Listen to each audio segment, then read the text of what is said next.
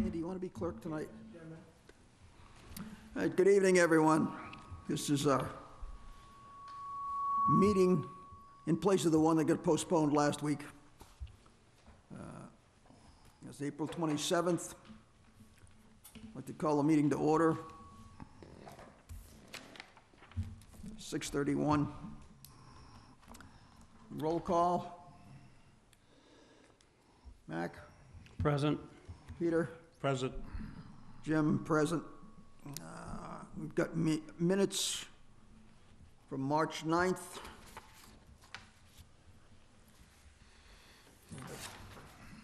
Have any questions on or changes or?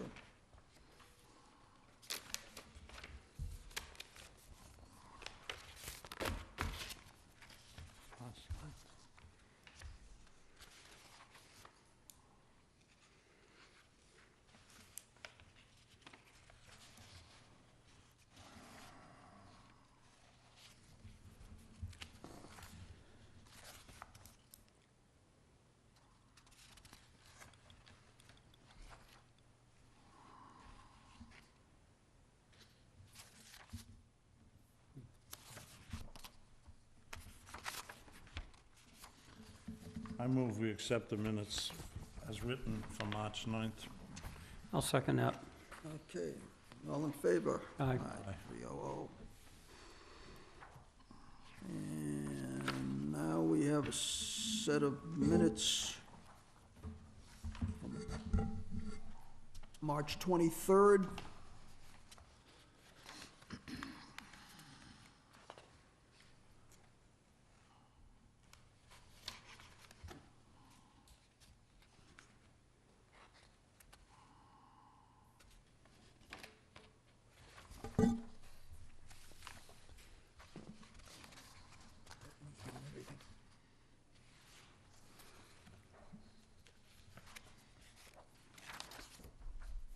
Okay.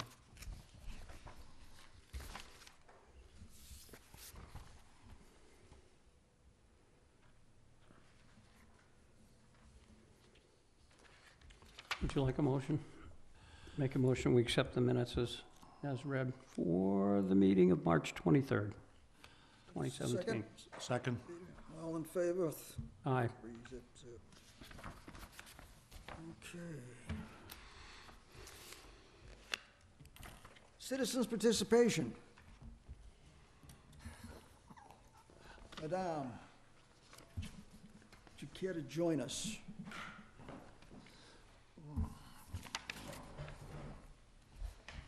You have your ticket. Thank you. Good evening, Sandy Slavin. I am a sewer user. Outstanding. I was just wondering, there have been times in the past when Mr. Campino would come before the selectmen and let them know how many people had not hooked up yet for closed projects.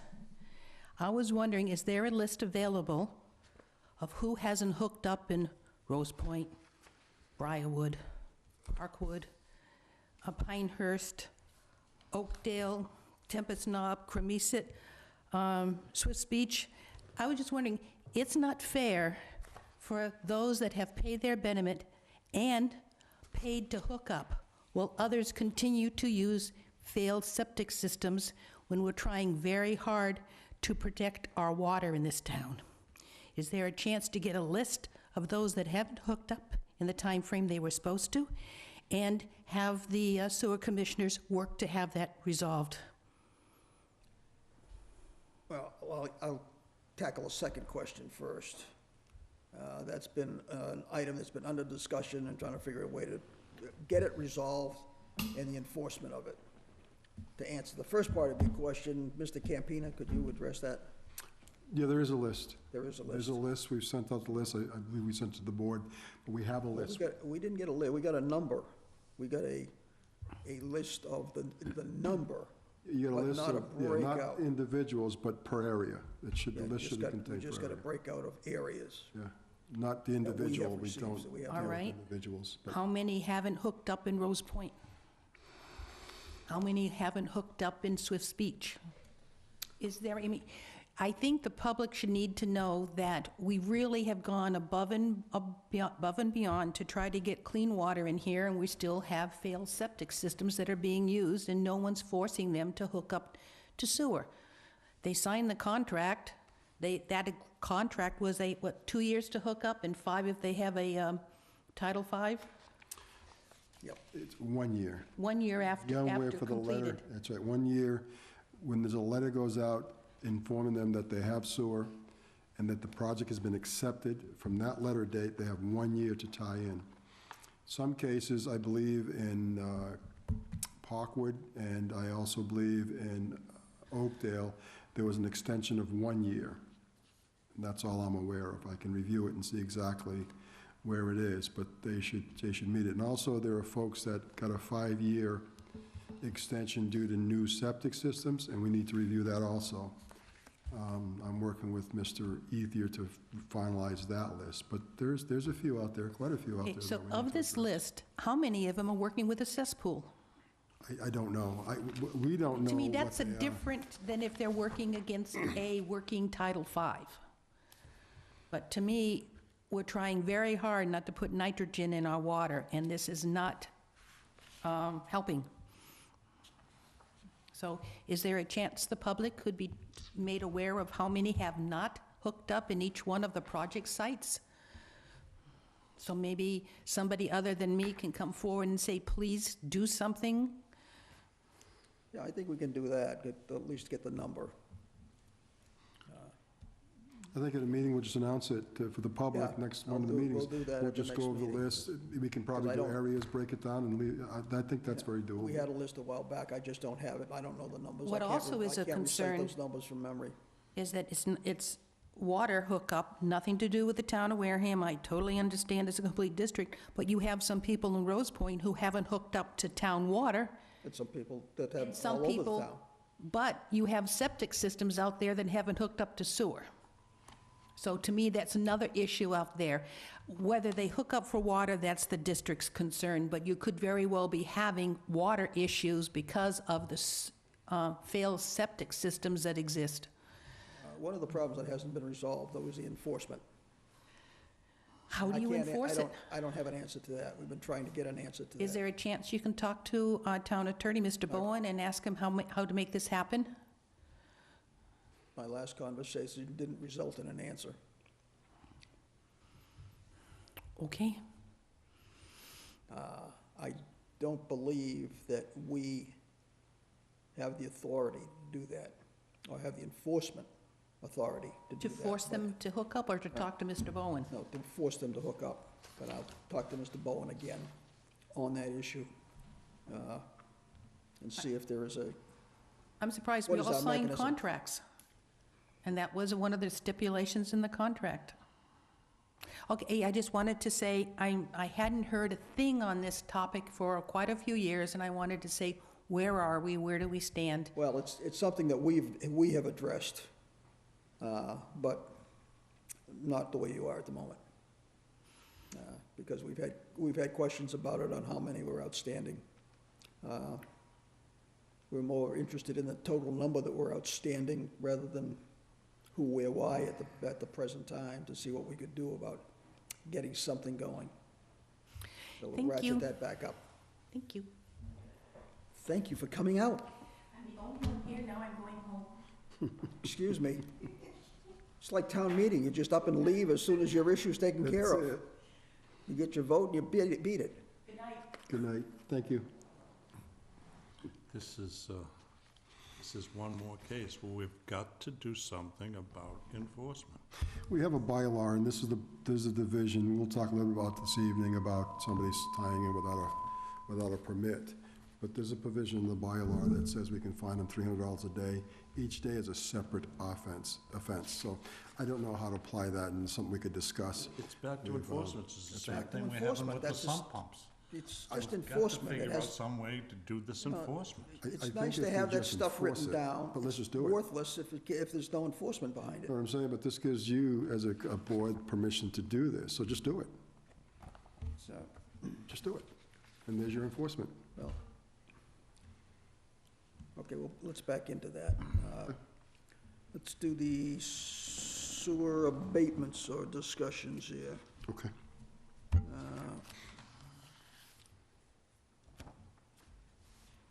Which one is this?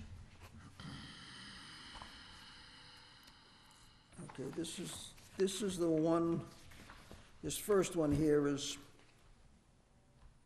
It's the first one on the list. yeah, the first one, 348 Main Street, but this is for the main building, the apartment upstairs. You know, I'd like to put this on hold for the time being and come back to this at our next meeting. I spoke to the individual at the address, and I was supposed to meet him last Friday, or Friday before. I showed up, and he said that he forgot, and we'll get together again, because there's just something, Wasn't that when his father died? it was after that. So I met him at the property, and he was talking to the water department, and he says, oh, I forgot, we can do this at a later time. So actually, he said, I think I'll give you some time off. I said, whenever you want, call me, I'm home all weekend. So we have to meet and wrap up the provision for this. It's really, and so once that's done, then it's done. And so the sad part is that nothing can start until that date. So I informed him that. We sent him a letter again, sent it last year, so we'll just follow up on it. Okay, so We'll just follow up on it. Hold this one, I It's like believe this, he was We'll just follow up on it. planning on making it and didn't. So that one's on hold. I'm not gonna drop it. It's on hold for the moment. Okay, the next is for where? 13 Crocker Avenue, For a total of 546 54635. The water has been off, and abated. verified, so we're going to abate it. That's been verified by the Water District? All in favor?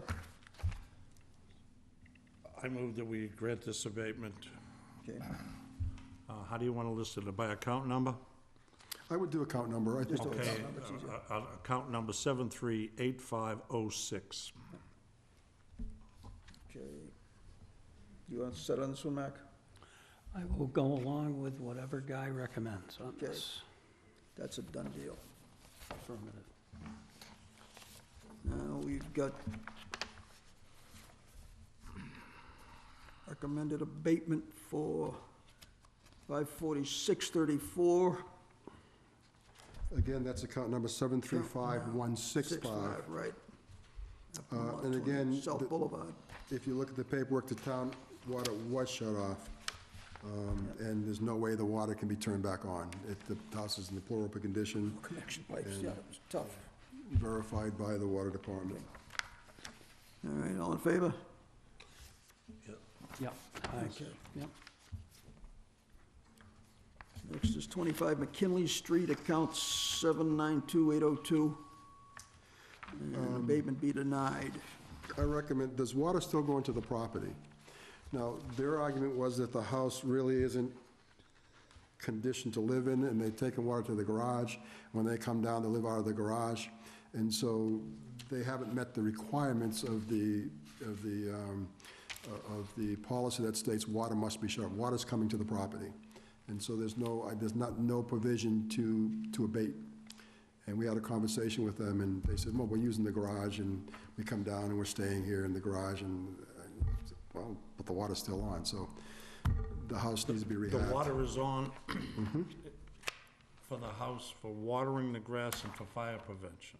And But that's the what house they- is uninhabited. And that's what they're saying, but they stay in the garage, so I don't know. The water is on, so If, under our existing policy, we're kind of locked in there. I can't abate it by policy. Do they have a toilet in the garage?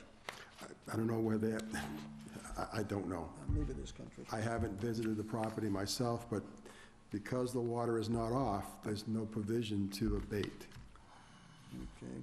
And this may be something we can discuss when we talk about policy changes. We can visit that and maybe look at something different. Do you want to put this one on hold also then, until we do that Yeah, policy? they're saying they're not connected to sewer? Yeah, they're connected to sewer. They are connected to sewer. They have water on. They're just saying that they don't live in the house because they haven't rehabbed it yet, but they're using the garage when they come down in the summers. Well, he's saying. live in the ran- garage? He's saying they ran the line guy, but it's dead-ended and capped. Is that true? I have no knowledge of that. Maybe they ought to provide more proof of that. information. If so you that have to they- meet them, they have to dig it up and say, here you go. I think that's the case. So if they're dead capped and they're taking water, and It's they're up to only, them to prove it. I agree. So we can hold it, revisit it, or deny it and come back at it. It really doesn't matter. If we What do you deny it, guys they can wanna always do? reapply, but I just, In their letter, they claim that the sewer line is dead-ended and capped. I have no record of it. I got Okay. you. I have no record of it.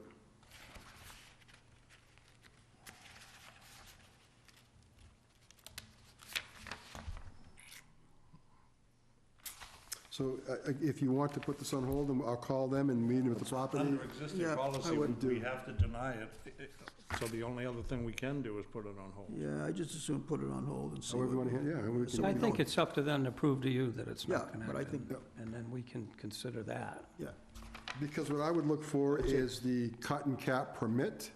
I would look for the paperwork that verifies that it's been Yep. done. I don't have it, so. And if they can't produce it, then maybe they should get it done now. okay, this is on hold for the moment. So maybe we can't do anything with this, but We can put it on We should hold, ask, put it right? on for hold for the moment and see what he comes Okay. back with and see where we go from Yep. there. Because I want to be fair. That's the Yeah. bottom line to everybody, so we can do that. 28 High Street, ooh, yes. Yes. God bless us on this one. Well, for me, it was simple denial because his reason for wanting abatement is he doesn't agree with the policy. There's no provision to abate it. If you read his letter, he talked about water use and what they do in Maine and the Maine Water Board, and he doesn't like the EDU system, and therefore we should abate him, and there is no provision to abate this whatsoever.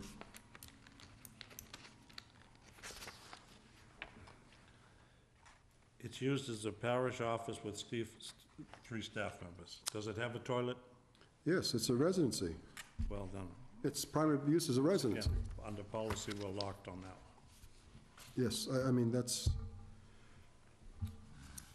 Yeah, here's only, the way I'm reading his letter is the main concern is he's saying he's not using much water or Much much water. storage, but that's immaterial. absolutely. We could do that on a half a Yeah. dozen of them, Dennis Yeah. being the first. That's Everybody, that's I mean, immaterial. that's- Exactly. So, under the present policy, we have to deny it. Yep.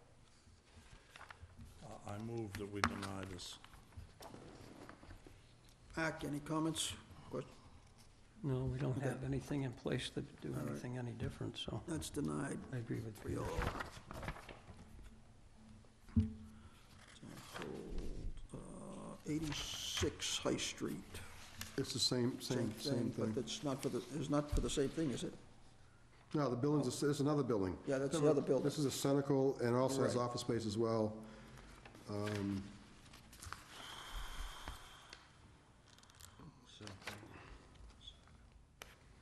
And the letter is pretty much saying he has approximately same thing. 6,000 cubic feet according to the Board of Maine's water. So he's, same thing, it's water use So and. they would have to deny this one also. I'm sure glad Holy Week is over. Accept the recommendation of,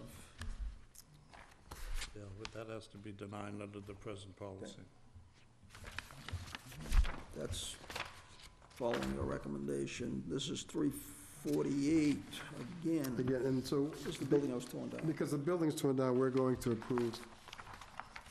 But you know what, I didn't remember seeing a letter of what they're looking for, so my suggestion is 1 year, which is $596, but I don't see any specifics.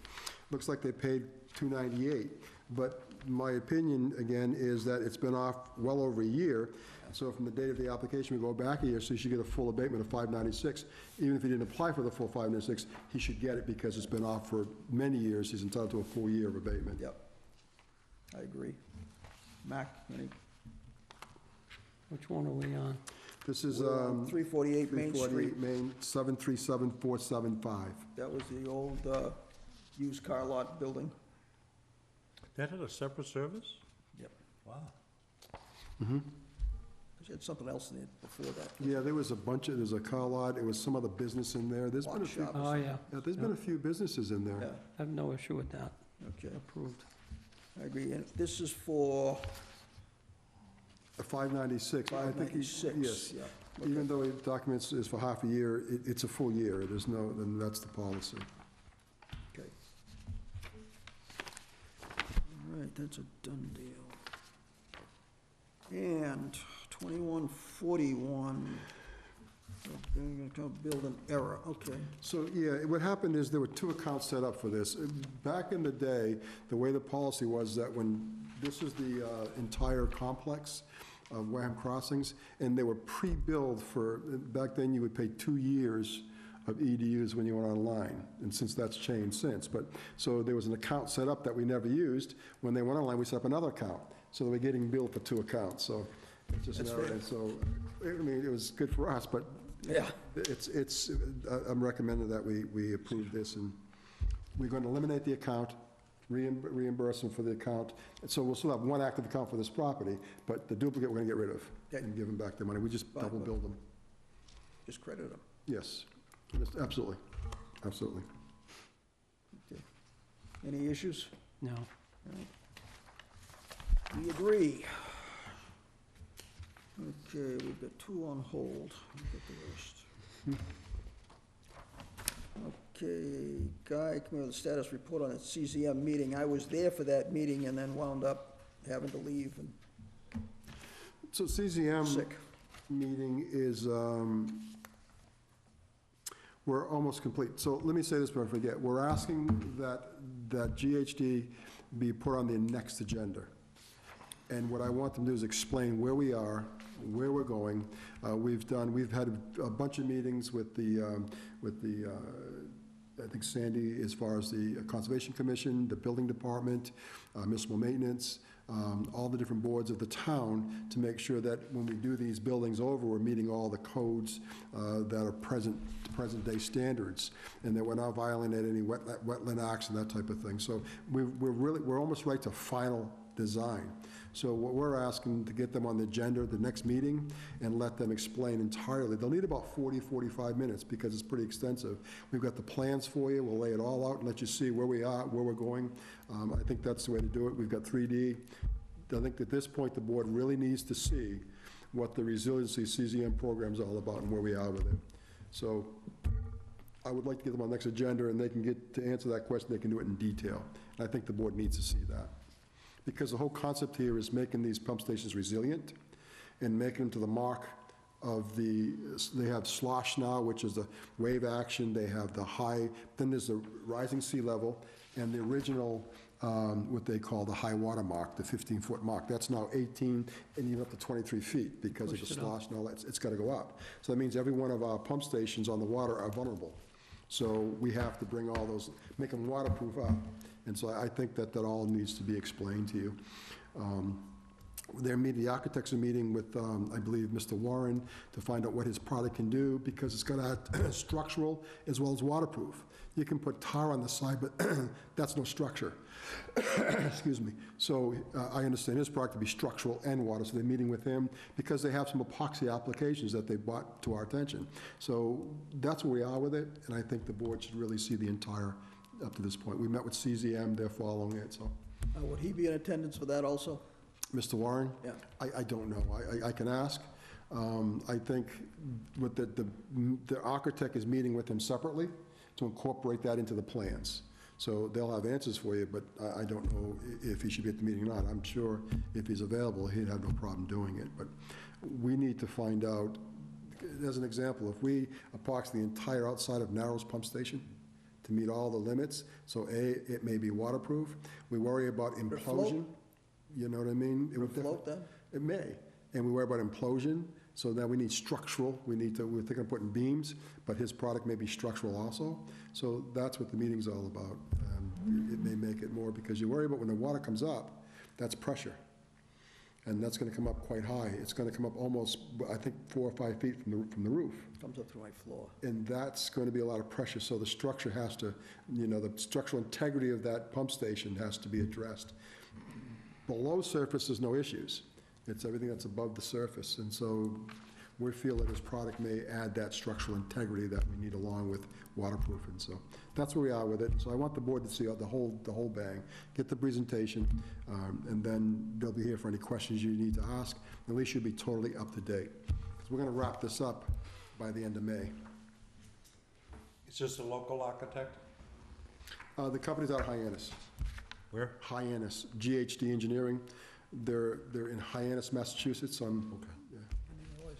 Just so long as we're not getting somebody from the Mississippi.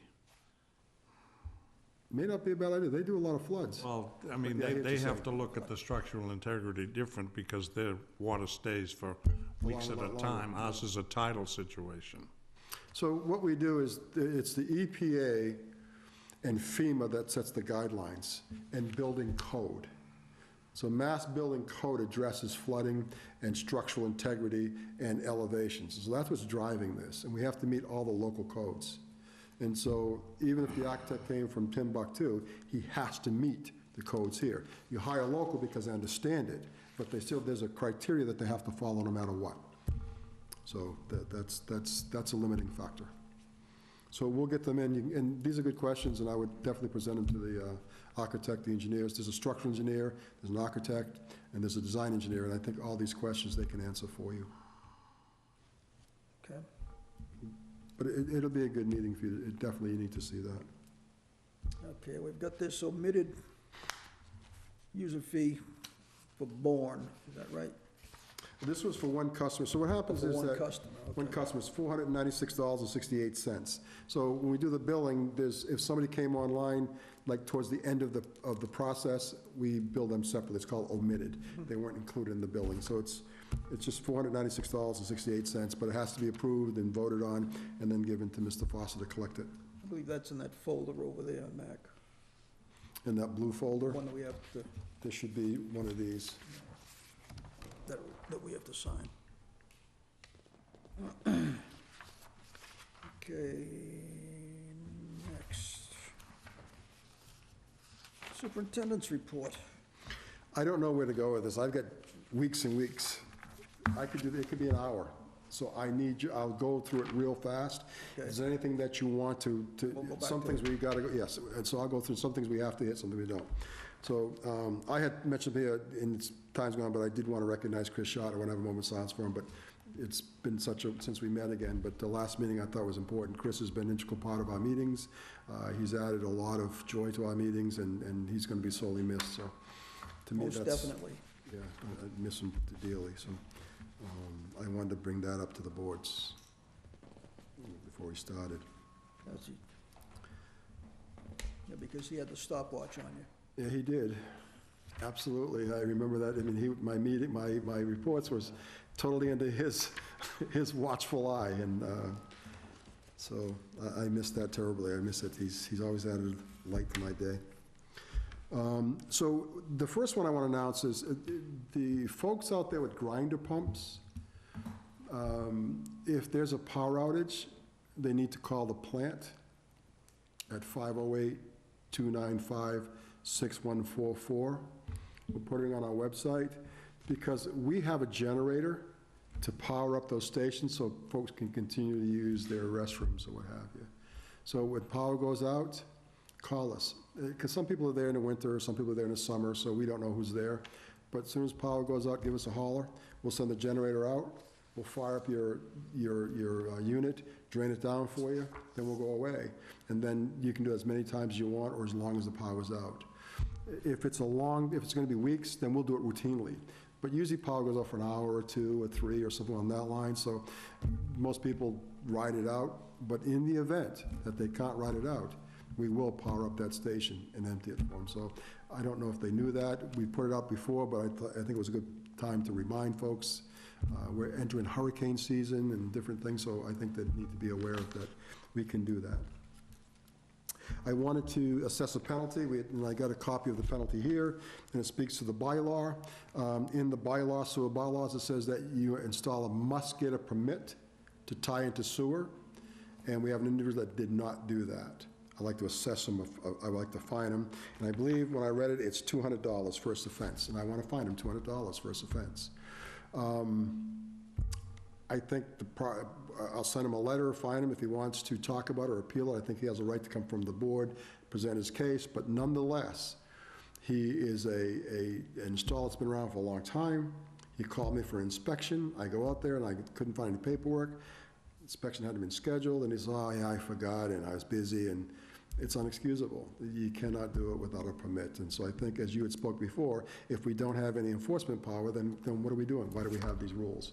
And I think it's important to reduce the fine. I told him that I was going to fine him, so I can't do it by my own purview, but I want the board's permission to send him off a fine for not pulling a permit and tying a house into sewer. So that's what that's all about there. Can we do that? Yes, we have the bylaw right here. We have a policy that says that we can go ahead and collect the fine? Yeah, absolutely. If you read, it Okay. says that, yes, we, as you, as an authority, has a right to fine them and collect, absolutely. You have every right in the world to do that. Is that something you need to vote on?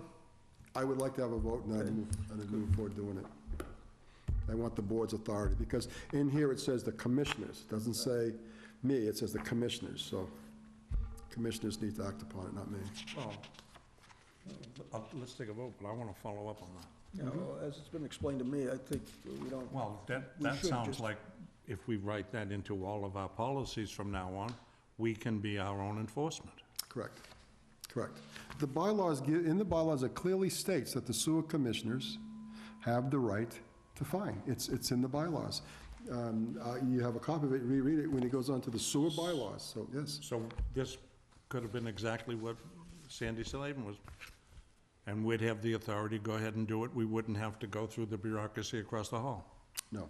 So when you fine them, again, everybody has a right to appeal it, and there's a process. Right. But you can start the process. See, we did this years ago, when we, people that didn't, when we found out they first didn't tie in, we billed them. We billed them. Now, a lot of them are refusing to pay, and we're like, we don't care, because every time they close, we get our money. Because it's there, and nobody can close without us getting our money.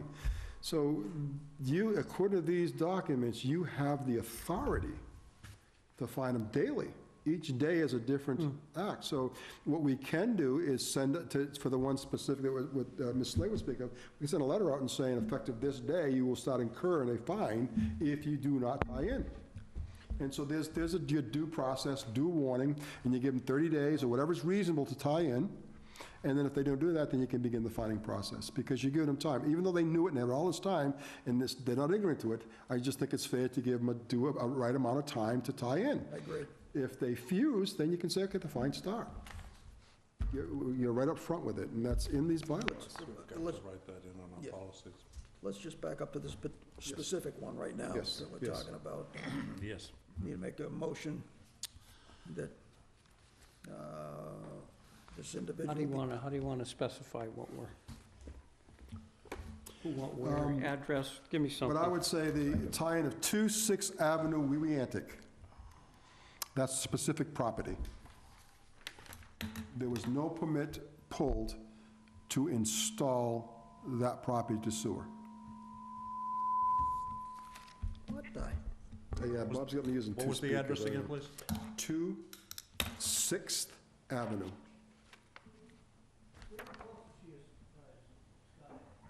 Do what?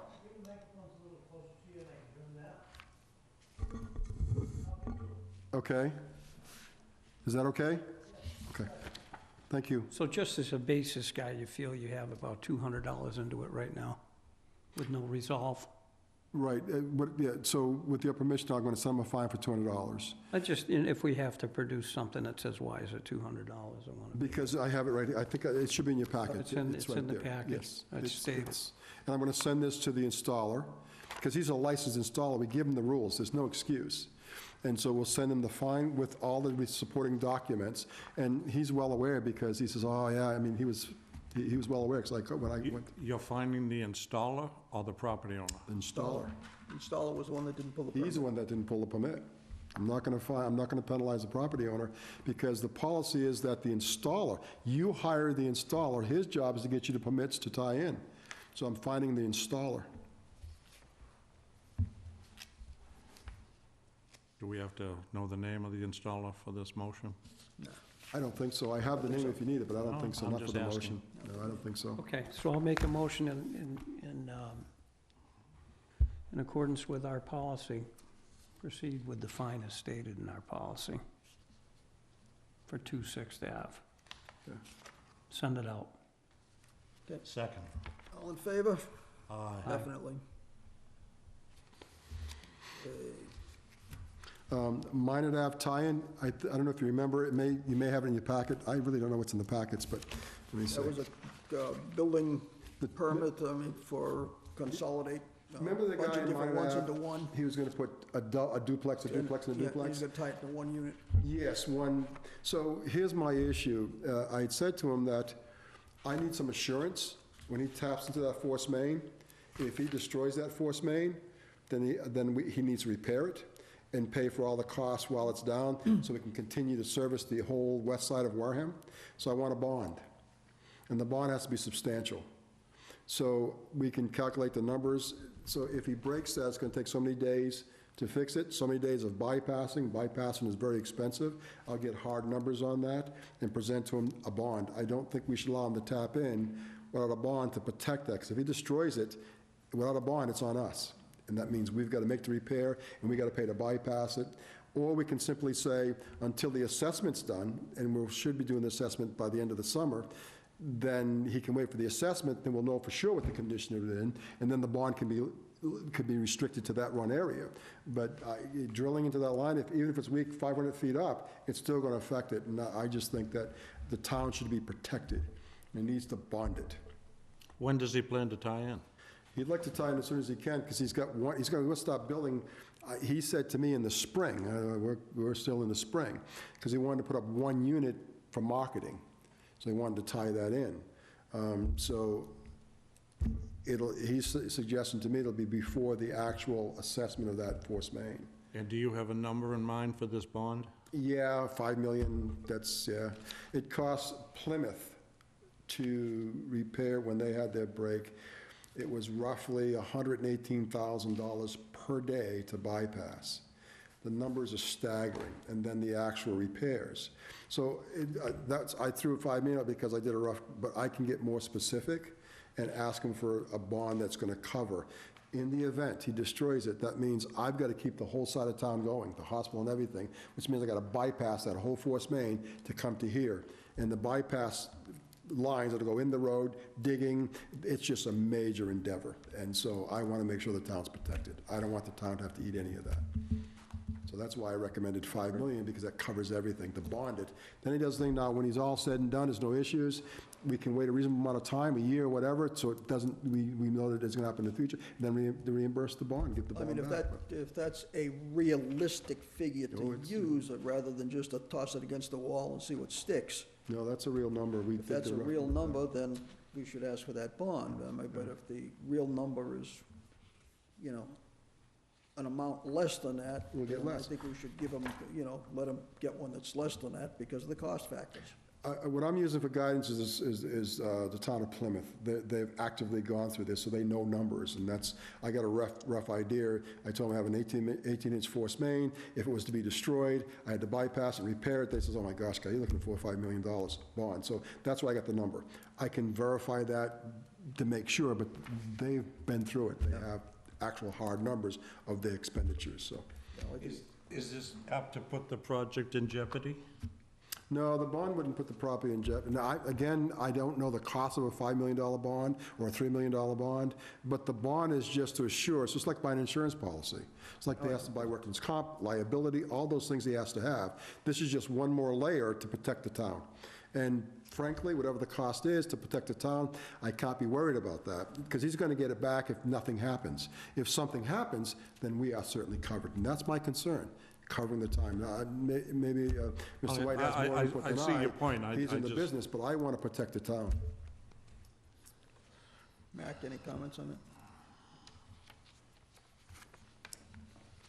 Okay, I would say go forward with it. Okay, I will, and I'll get, and what I'll do before I actually give it to him, I'll give to the board what the numbers are. Okay. We'll factor the exact bypass, what it is, and just to, and then we can go from there. Does he have any other options? No, he has no options. Outhouses? We don't have, do we have somebody that we would trust to do the connection that we're sure would be capable and there wouldn't be a problem? There's no, even if I hired somebody for the town that's separate, I would require them to have a bond. Okay, that was the point I was getting at. No matter who it is that I'll have it bonded. If we bid it out, it would be bonded. All right, that's the point I was getting at. Yeah, we do it all the time. Bonds are important. Okay? Standard operating procedure. Do you want a motion on that? I don't think we need No, one. just I just want the go boards. ahead and get yeah, the firm boards, yeah. figures, and then we'll do it. Sure. Also, let me see, we had talked, and I showed you about a staffing. Do you remember seeing this? I'll give it to you. I don't, because it's been so long, I wanted to. So, I think what I'm trying to say here is that when we do staffing, I have a policy, I don't make numbers up for employers. I'm sorry. We go by state requirements. And this is what it looks like. So by state requirements, we're supposed to have 23 workers.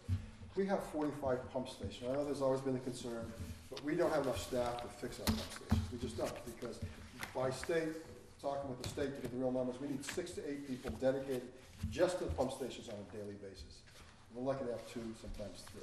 So what I'm asking for, I spoke to Mr. Sullivan about this, and he said that's no problem, but what he wants from the board is a policy that says we adhere, that we adhere to the recommendations of the state. And so what I'm looking for is a policy, and I have it here, and I backed it up by what the state says. It's got the policy there. And all I'm looking for is the board's endorsement, and I'll present that to Mr. Sullivan, that states that the board endorses the recommendations of the state's staffing policy and the formula that gets those numbers. And so that's what I'm asking the board's endorsement for. What it does, if you look, it takes the plant, it gives you everything that you do there, and it gives it a point system. Then it also, it tells you how many staff you need just for the plant. Then the back side of this, it talks about what else we do and what the recommended staff is for that. And we plug all those numbers in, we add them all together, and we get out that we should be staffed with 23 employees to handle the plant and the 45 pump stations. And I really want to stress that 45 pump stations is an astral amount of pump stations. Look around us, and most people have 4 to 5.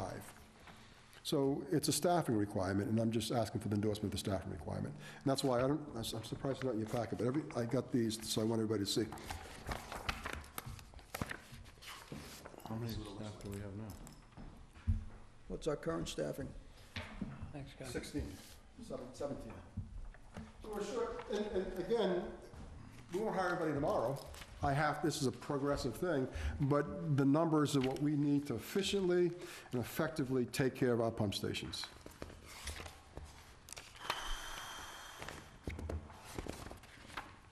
So you're going to be going to Derek and asking him to hire 7 people? I'm going to Derek, I already been to Derek, and I gave him, in our budget, this is part of my budget, and I present this every year to show the town what our obligations are. We don't make these things up. So Derek said in my last meeting with him is that if the board adopts the policy of NUIPIC, which is the company hired by the Mass DEP, and before I brought this to the board, I sat down and talked to Mr. Murphy, who is in charge of DEP, this program, who is the author of this, and he said absolutely, to do that would be the right thing to do. And I brought that to Derek, and Derek said, the board, because I said to Derek that the board doesn't do day-to-day, or you have no, he says, no, this is a policy. If the board adopts the policy, then I can act upon the policy. And so that's why I'm asking the board to endorse this as a policy. Well, I can't do that right at the moment.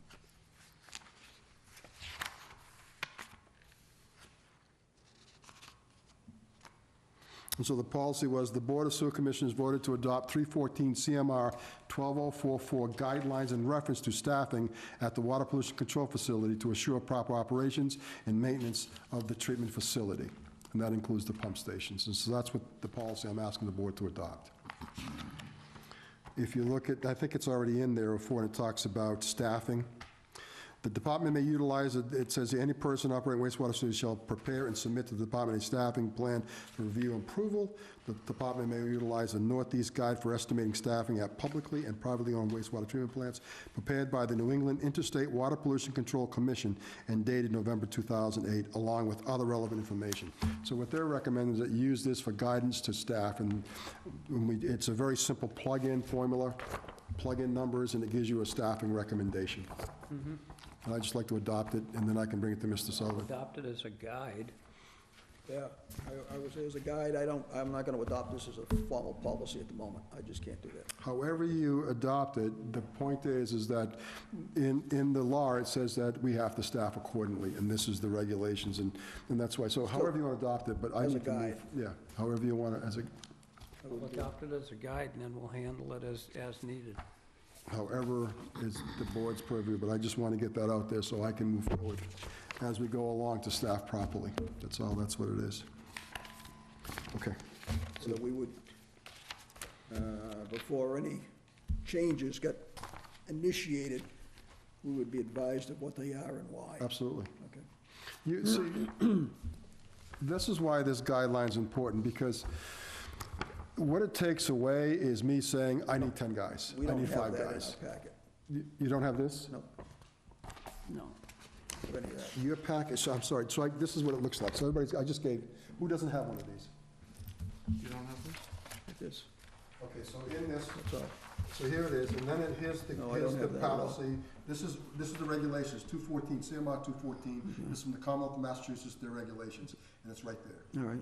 And so what I'm asking is That's just to fine. adopt this, not to adopt it, just to adopt the 214, it's right there, what they're saying. And they say the recommendation. All I'm asking is adopt that policy, the state recommendation, that's all I'm asking. I just want to have a chance to. Because it says, you can read the language, that's all I'm asking to adopt, CMR 12, I'm sorry, 314 CMR 1204, that's all. I don't have that. That's all I'm looking And it for, does say as a guideline. as a guideline. So On read, this- on this sheet, Jimmy. Okay. it says to follow the guidelines in that regulation, and that's all I'm asking for. So that's why we wrote it specifically right out of Yeah. 314, we wrote it just right out of, just what it says there.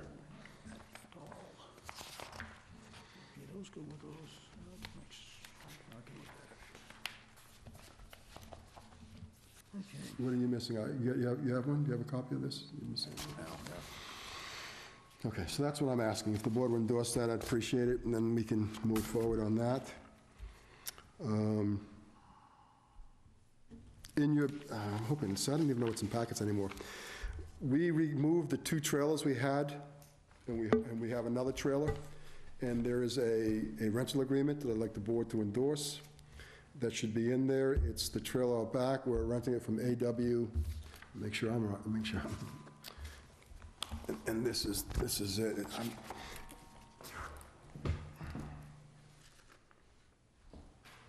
board's copy. Let me see if the board each one. This is the board's copy.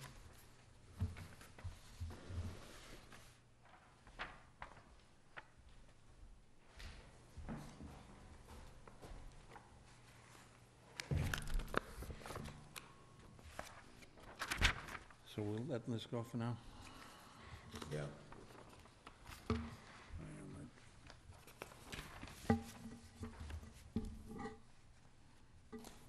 What do we need this trailer for? Training. What do we need this trailer for? Training, we have a training, we have it, it's also the computer for the commissioners are in there. We have a pretreatment office in there, and the office for the commissioners, which would be Rebecca, is in there also. And it replaces the 2 other ones we had, because one we had strictly for with the conference room and Rebecca, that's replaced that trailer. What And do you the other use one, it for training now? we go in the conference room, which sometimes isn't big enough, and sometimes have other meetings in there, so it's a conflict of schedule, but yes. And in that room, we already have the computer set up for it. It's a chamber, so the guys go in there and do their daily training. We tie it into a online training system for renewal of licenses and actual TCHs, and so the trailer does everything that the other 2 did, but it's one trailer.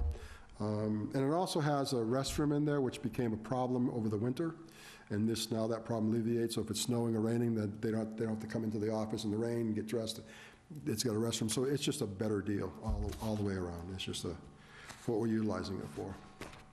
What I'd really like to do is raise the admin building, raise the foundation, and make everything downstairs because it's a crawl space. I don't know why it was done that way. So because then we'd have all that space, and then I wouldn't need a trailer. But right now, this is the least So expensive you're of the sending deals. 2 out, Guy, right? I'm sending 2 out. What are they costing us now? The 2 I sent out, actually, the 2 I sent out was costing us, I believe, $500 a month.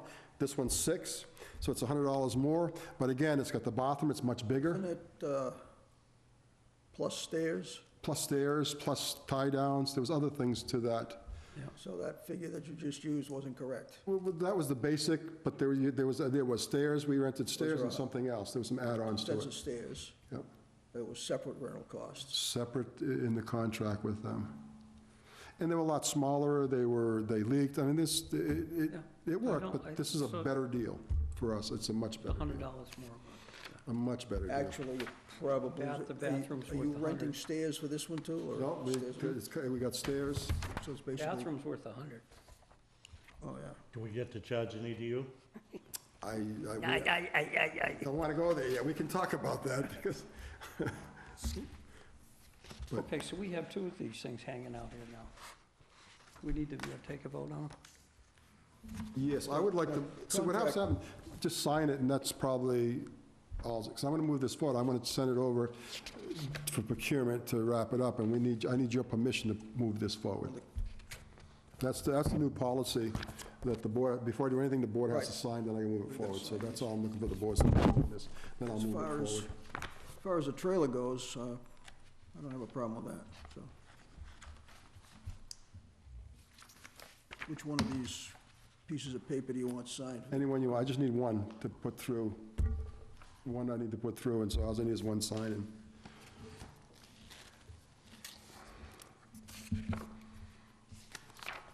So,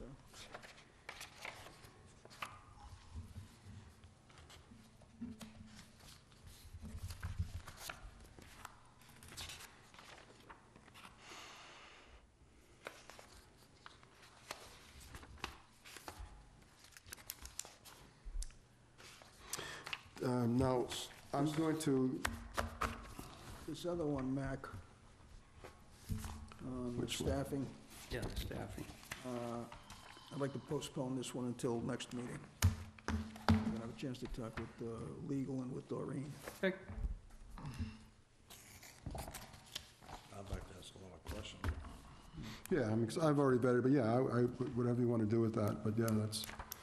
Well, I can also give you the name of the director of the state that wrote that policy, and you can talk to him also, because he's the one that's what the guidelines will we're this following. increase our budget to? For nothing right now, because our budget's already written for the next year. It's not going to increase nothing. It's as we move forward. All I'm saying is that we need to follow staffing guidelines, because one of the issues is I keep hearing is that we're not getting things done, and I understand that. I understand the concern. But keep in mind, we don't have the staff to maintain these pump Okay, stations. but and the we other need to side get- of that argument No, is I if can- we get the staff, do we not get a bill for this $500,000 each year in order to If we upgrade have the all the staff- pump stations? We can start whittling away at that. That's right, because we can hire staff that has the knowledge. As an example, we had a guy that was a licensed electrician, and by union policy, I could not pay him. I had to pay him $15 an hour. We lost him. He went off and got a job for $33 an hour. So as we do our staff, we can write policy and get the right people in. Like I have a contract that I'm asking the board to sign. This is for our electrical contract, at Kinsman Electric. I need an electrician quite a bit. This guy has a contract with $66 a year because he's tied into the Barnstable Consortium, and so he charges a little money. It's a year contract. It just expired, or it's expiring in May. I want to renew it. Because we have so much electricity that without an electrician, we're in trouble. We use electricians routinely. So my thoughts is that why wouldn't I have an electrician on staff? The problem is that in our facility, we only have 2 people we can hire, a laborer or an operator. That's by union policy. We need to rewrite that policy to say that we can hire an electrician, it's a licensed electrician, and then he can be paid equal to an operator. That's where we got to go with all this. So that's all part of that staffing. Because right now I'm hiring electricians, they do it, so that's our issue. and it speaks to your staffing issue. Now we can get more specialized. What does the state recommend? The state doesn't recommend an electrician? They recommend it all, but I don't have a Well, provision.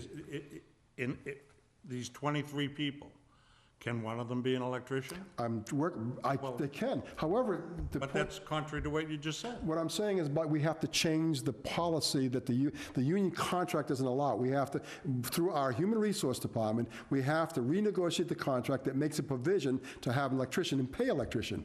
It's not policy. It's contract with the union. Contract with the union. It's a because whole different animal. I can't get one. There's two separate issues here. He's talking policy, and we're not talking policy for the electrician. I can't hire an electrician Talking because about I can't pay him. contract with the union. So, all right. So we gotta So get what union are we signatory with down there? LIUNA, and the LIUNA policy that's been in place for so long is that we only have two pay grades, an operator and a laborer. That's it. So anybody I hire has to put under this pay scale or that pay scale, no other pay scale. That's it. So we'd like to write into the contract that we have a licensed electrician. How about a licensed plumber? We do a lot of plumbing.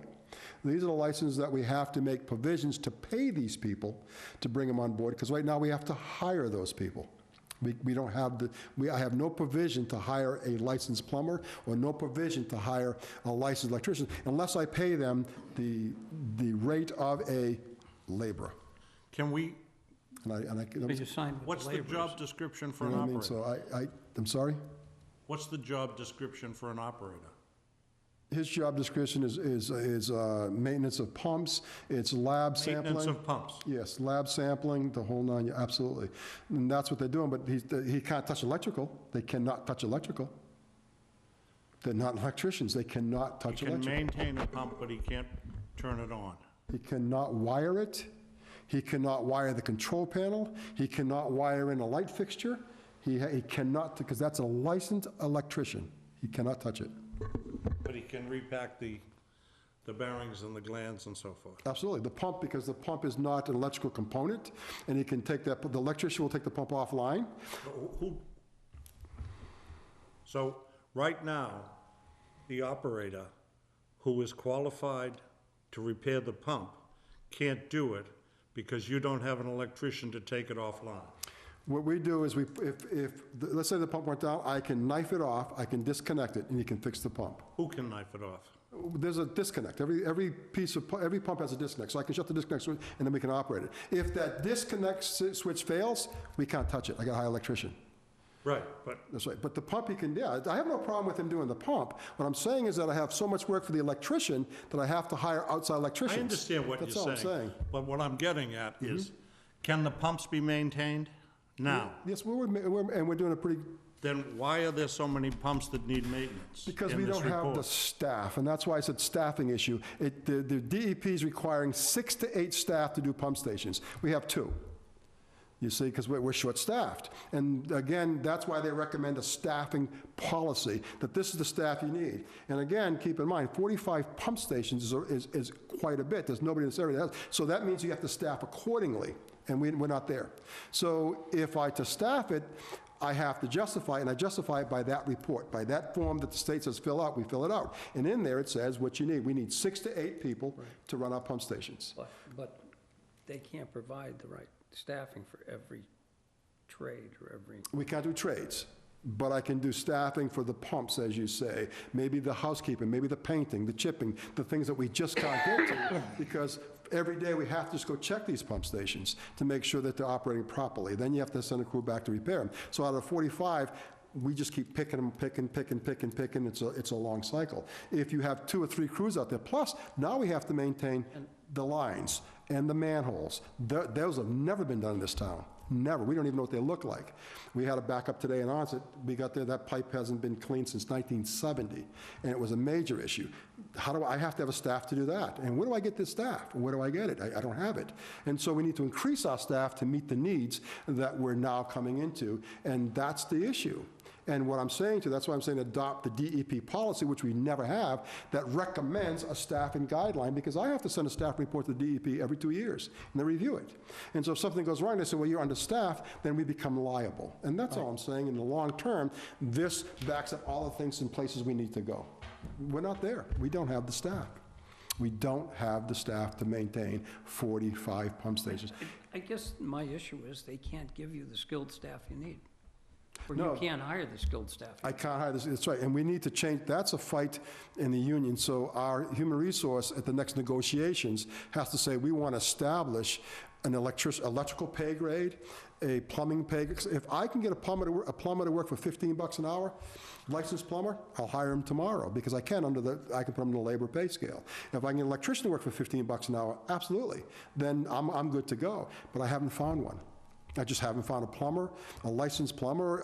We had an opportunity to get a licensed electrician who was not the journeyman, but there's a master, and he wanted to retire. He was like, I think he was 55 years old, looking for a Mr. I said, yeah, great. And we said, yeah. I went to the union, and I said, I'd like to hire this guy. And he said, go ahead. You pay him $14 an hour. And the guy laughed at me. So if I take him down to the scale, maybe I can get him at 18. And he laughed at me. He said, I can't work for that kind of money. And he's right. And we have no provisions to pay them. I can't pay him. You see, and It's not the union that's fighting you, it's just that it's not set up right. it's the union who set it up, and so we got to change it. And that's a long haul, because it's negotiation every 3 years. And so our responsibility now is to say, Am I understanding you to say that the unions are against you hiring an electrician and paying them an electrician's wage? absolutely, there's no pay scale The for it. unions against this? Yes, it's not in their pay scale. And when I brought it to the union, they wouldn't allow it. So what they're saying is we got to negotiate it. We have to negotiate it. We have to negotiate through the union a pay scale. Through the laborers. Yeah, that says we got one for laborers, one for operators, and there'll be one for a licensed electrician, one for a licensed plumber. Yeah, absolutely. Because I have no provision to pay them. We're a collective bargaining unit, and I have no provision. There's no way I can pay a licensed electrician unless he accepts 14, 15. Yeah, so that's what I'm saying. That's a fight, and I think with our new human resource officer, we can get there.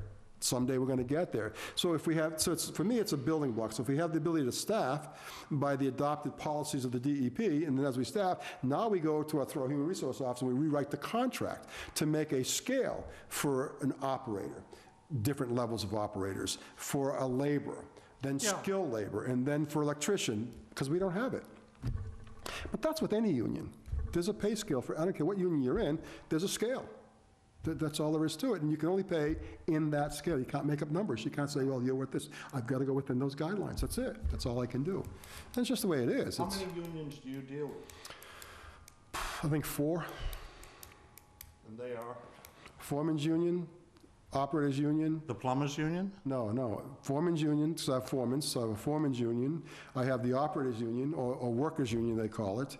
I have the administrative assistants union.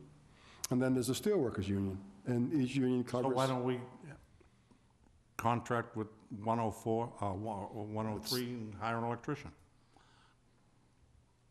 Can we? Let's see, absolutely. And then again, we got to write a Well, policy. then you won't have to deal with the other union.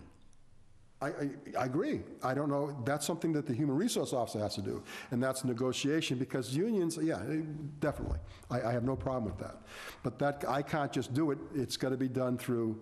Human resources. Human resources, and it's going to be added to our, and I think it's doable. Didn't they just add and again, I don't know within the unit, that's beyond me. Can you create another unit? So in the unit, within the unit of the Leona, you can, Leona, whatever it is, Lunar, you can extend different labor, operators, whatever, but I don't know if you can take 104 electrical and start that. I don't know how that's done. And again, we'll bring this all to the human resource officer. Here's what we need. I need electricians. How do I do it?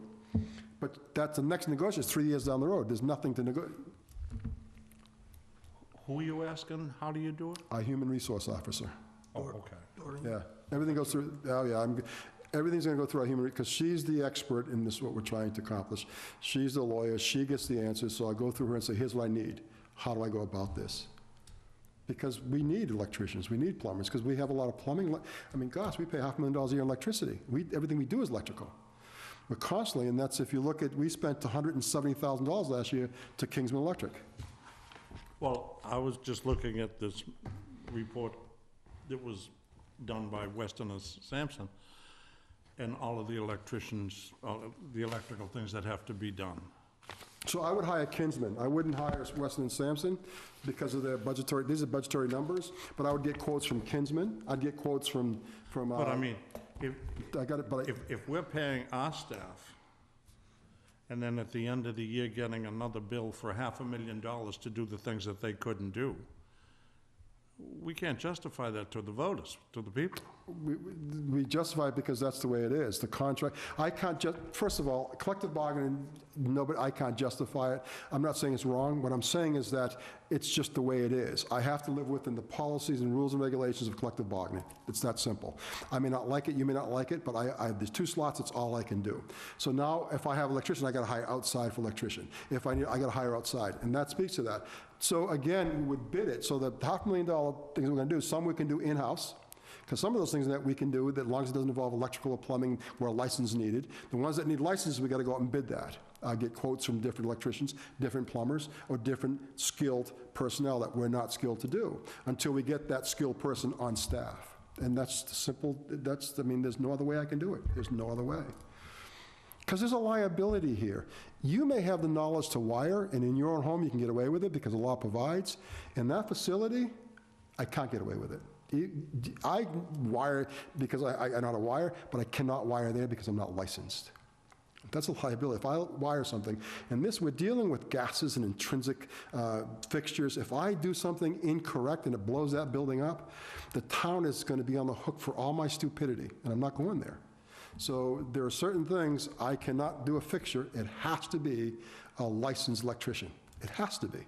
No ifs, ands, and buts about it. I can put the bulb, but I better put the right bulb, because if it's mercury or if it's, I better not just throw any bulb in there because of fixture. That's through electrician. He can tell us to put the right, we can put the bulb under his guidance, tell me put that bulb, because he takes up the permits, he's responsible, because it's electrical and I cannot do it because we're not licensed. And so that speaks to the cost. There's nothing I can do about it. So again, my goal in the long run is to have an electrician on staff, a plumber on staff, a pipe fitter on staff, because in the long run, we have all those things, we do all those things, and we're gonna have to get there. Until then, we have to have contractors do it. I can't get around it. If there's a way, I'd like to know. If you have any suggestion, please. I'm telling you, I'd love to, but I cannot jeopardize anybody's life, I just can't do it. And I won't do it. So that's why the policy for staffing is important to me. The contract for Kinsman Electric, the contract is expiring. I'd like to renew it with Kinsman, and this is for electrical. And this, again, this is under a consortium for Barnstable, and the pay rates are $85 an hour, $129 after hours, and 15% for material cost, but we'll buy the material. You get me an electrician for $85 an hour. They're not out there. They're $100 and more. And so this contract is very valuable to us. And this is through a consortium. So he went through Barnstable and he got the best rate there was. I think we have to talk to the human resources people before we go any further on this, because That's what I say. That's why I want to put it on hold. Yeah, it's crazy, but it is what it is. We have to work within those guidelines. So anyways, that's where I am with that. The budget, I sent you all the budget. Do you see the budget? Because that's been approved at town meeting. We changed, instead of 1,600,000, it went down, it lowered to 1,400,000 with debt, which means that because we had less, I rearranged the numbers for, just so I want you to have it. So it's too late now, but I was gonna do it before the town meeting, but it's already been done. And that's why I sent it out to the board, so they wouldn't be surprised. The report on DC, just very briefly, it was great. The biggest thing we learned is liability, contingency in contracts.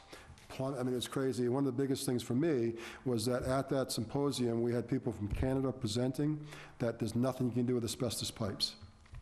Nothing. There's no adherence, no nothing, which was really, and I had the opportunity to say, I don't find that quite to be true, and that we've done it. So that was, for me, it was a good moment, and we sent them upstairs to look at the contract, and the contractor showed them that, yes, it absolutely can be done. Because I happened to bring a piece of our pipe to that seminar, so those are the kind of things. And also, asbestos is becoming critical. It's all over the country, and we're worried about fragments, the fracturing of when you touch a asbestos pipe. You can't touch asbestos pipe without following policy. And Massachusetts is very strict on the touching asbestos pipes. So lining is our only option, because we can't pipe break it. If we cut a pipe, we got to remove it. It's a huge process to remove it. It's got to go to special landfills, special wrapping, the whole 9 yards. So we talked a lot about asbestos because it's a major problem throughout the country. So I'm proud to say that we're one step ahead of the game. We've got a contract that can handle it and deal with it and meet all the guidelines and the laws, and Wareham's ahead of the game. So I was pretty excited about that. 17th Avenue, there was a 17th Avenue. The gentleman's back in 2011, he split the lot, and we gave him permission to tie in at $15,010 by the contract 1 Parkwood. So that's not an issue. The question I have is there's no lateral there. So do I have him put the lateral in and reimburse him for his costs, or do we pay somebody to put the lateral in and charge him the entire 15?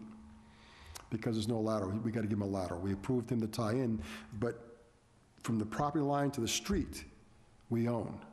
So either we can hire somebody to put that in, or we can allow him to put it in and reimburse him for his costs. I'm going to get prices. I got a feeling that it's cheaper for us to hire somebody, get all these quotes, for us to bring it to the property line and be done with it. I think we'd be better off doing that because then we've got control of it. Yeah. We know what's happening. Okay. And so so that's what I'll do. Just want guidance on that. Any objections, guys? No. We Okay. had something similar we talked about. Yeah. Yeah, we talked about it, and I said the same thing. You Yeah. want to control your pipe. So we'll do that. I just wanted, because it came up. Wareham Marketplace, you go by there, they cleared the lot. We're licensing the installer at SLT to tie into sewer. Oh, yeah. They're getting ready to do all I these. go by it all the time. Yeah, so all these is going to be done, and I think there's AutoZone is going to be there also. So what we'll do is, in the agreement, they offered to pay us $5 per gallon of flow for I&I, so we'll charge them for what all these going to be, and then AutoZone, that's it. As they build the rest, we'll charge that fee. The $10,000 that they said for corrosion, we'll get all up front, and then the EDU, obviously. So I just want to let the board know that that's how we're going to bill them. I talked about Kinsman. I got him on the, so finally, I sent you guys emails, an email, I think, and pictures of the bucket of rags in the Yeah. home.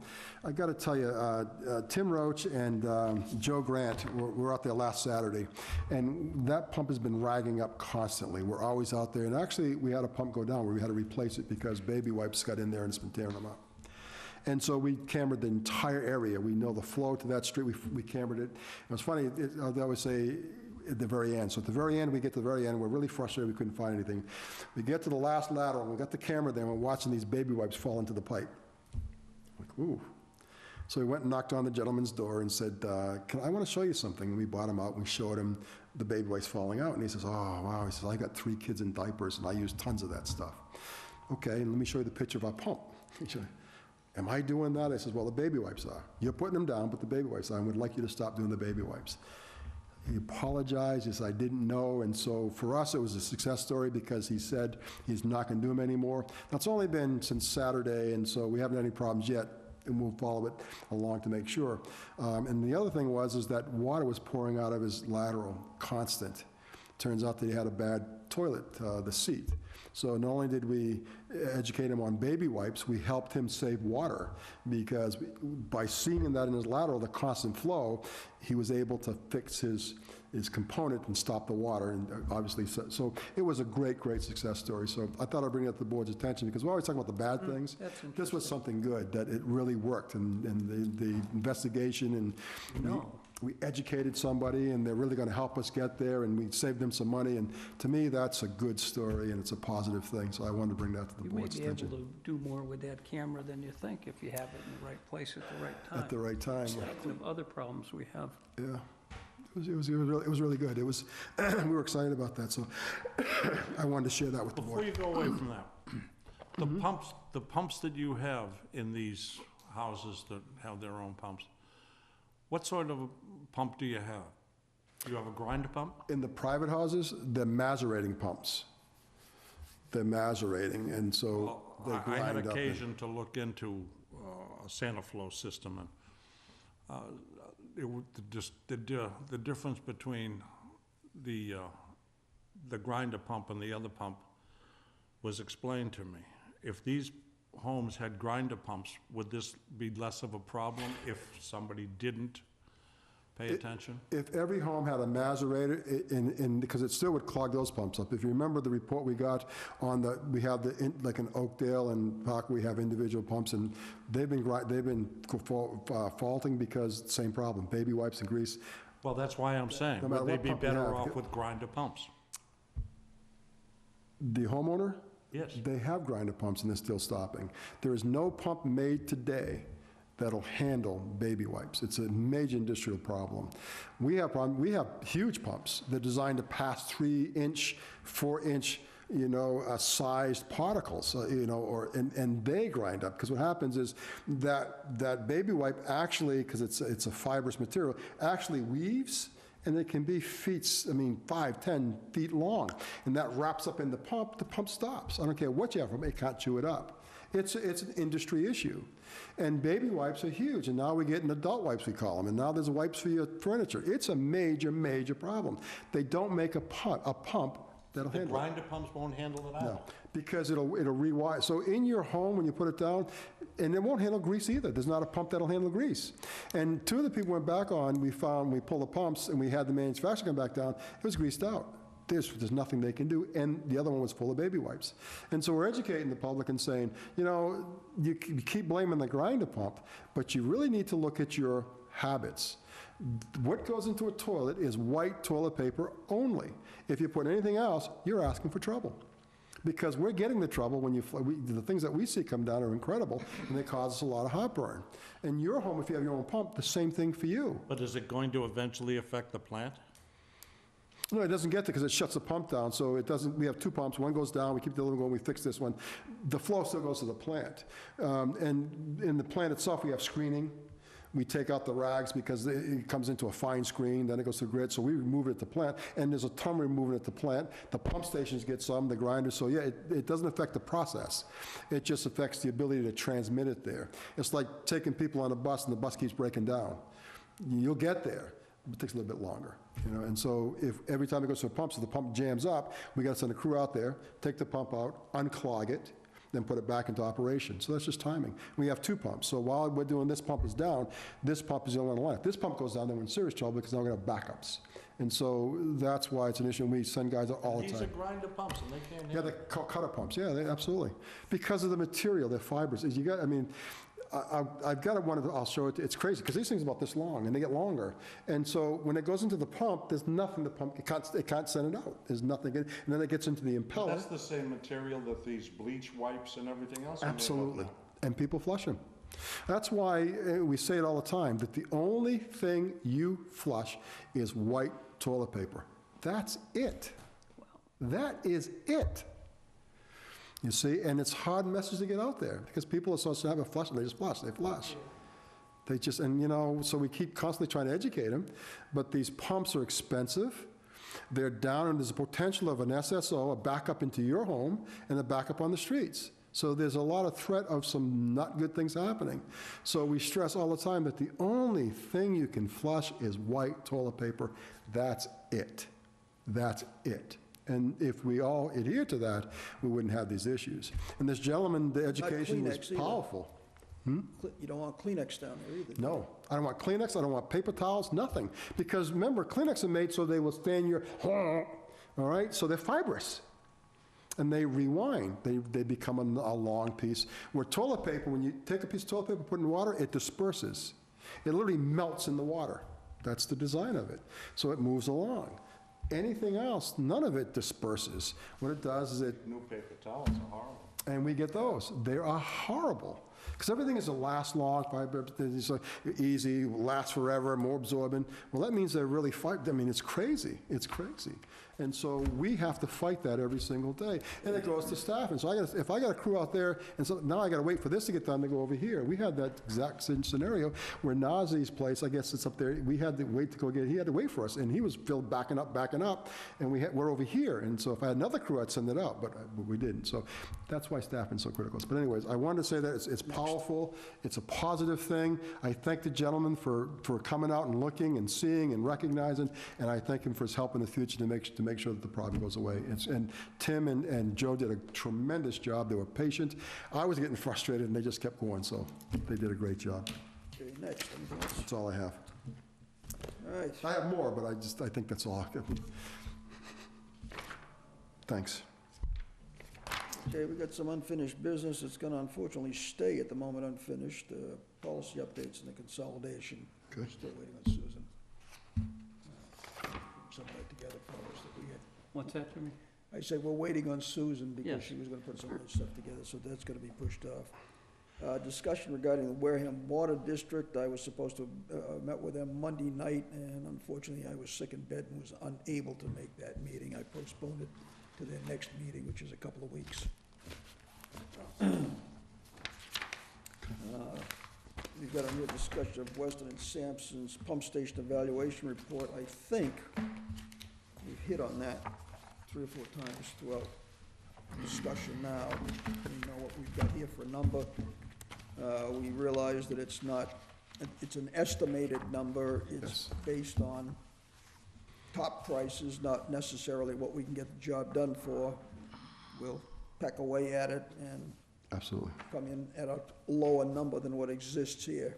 I think your analysis perfectly is right on, because when you do a budgetary, you look at all the contingency. If you're gonna, you guys that if I hire you to do my roof, and you give me a price of $100, and you do it, and all of a sudden the board is gone, I'm gonna tell you, and you told me $100, and you're gonna say, whoa, whoa, whoa, whoa, wait a minute. So the contingency, you'd say to me, it's $100, guy, but if I find a problem, you're gonna add that, and that's all he's saying here, the worst-case scenario. But as we get into, a lot of stuff we can do for a fraction of the cost, but we need to know what our exposure is, and then we work on getting below that, and some of the stuff that we'll do ourselves, some of the stuff we'll bid out, they become a lot cheaper with different quotes, and this is a guideline, a guidance. These are issues that we need to address sooner than later.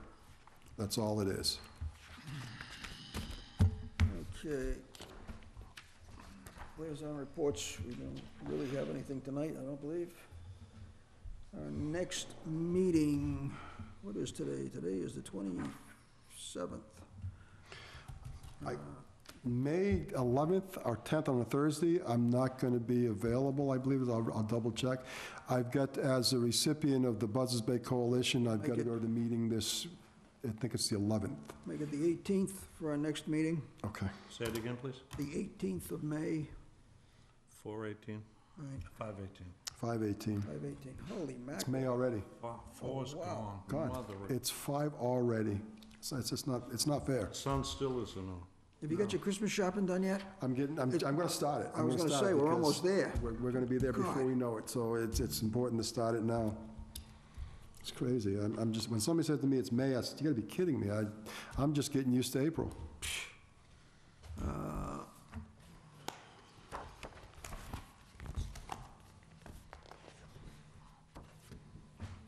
I'm gonna tentatively put the meeting after that, the 1st of June. And that'll be depending on what comes in and whether we need to get one in before that or not. Is that workable with everybody? What's that? I said I'm gonna put the next meeting after the 18th to the 1st of June. 6/1. Yeah, unless something else comes up that we need one before that.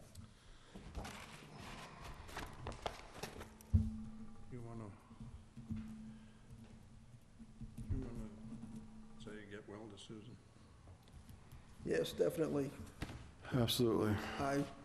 Susan, if you're watching this, please get well. We miss you. We need you. In my conversation, she misses us as much as we miss her. She's really struggling. She tries, and she was apologetic, and she has nothing to apologize for. No, when you're She's sick, just, you're sick, and it's that's just all nothing there you is can to do it. about it, but Just come back healthy, that's all. and I think I said to Don't push her, it. don't worry about the meetings. Your health is Yeah. the most important thing right now. Get Exactly. healthy, and we'll worry about everything else later. And so she was gracious, and she's really working at it, so I wish her the best. Motion to adjourn? Make a motion, we adjourn. Second. All in favor? Aye. We are adjourned.